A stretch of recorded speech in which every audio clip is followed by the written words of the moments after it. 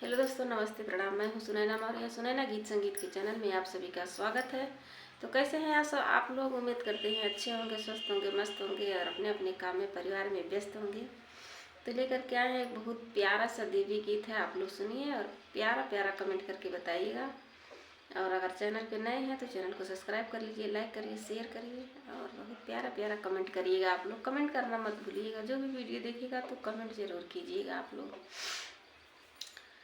बनल रहे नैहरवा मैया, बनल रहे ससुरवा, बनल रहे नैहरवा मैया, बनल रहे ससुरवा।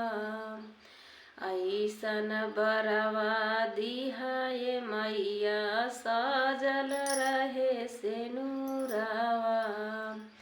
ऐसन बरवा दिहाए मैया, सजल रहे सेनुरवा।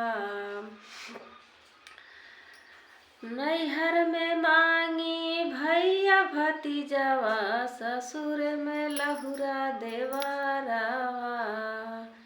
नैहर में मांगी भैया भतीजवा, ससुर में लहुरा देवरवा।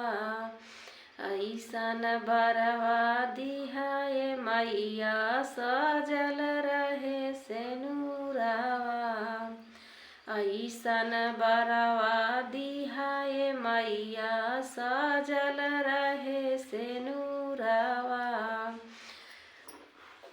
राजा दशरथ ऐसन ससुर जे मांगी, श्री राम ऐसन दुल्हवा। राजा दशरथ ऐसन ससुर जे मांगी, श्री राम ऐसन दुल्हवा। ऐसन बरवा दिहाए मैया, सजल रहे सेनुरवा। ऐसन बरवा दिहाए मैया, सजल रहे सेनुरवा।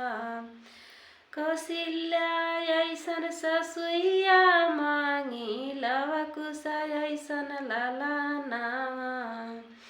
कौशल्या ऐसन ससुइया मांगी, लवकुश ऐसन ललनावा।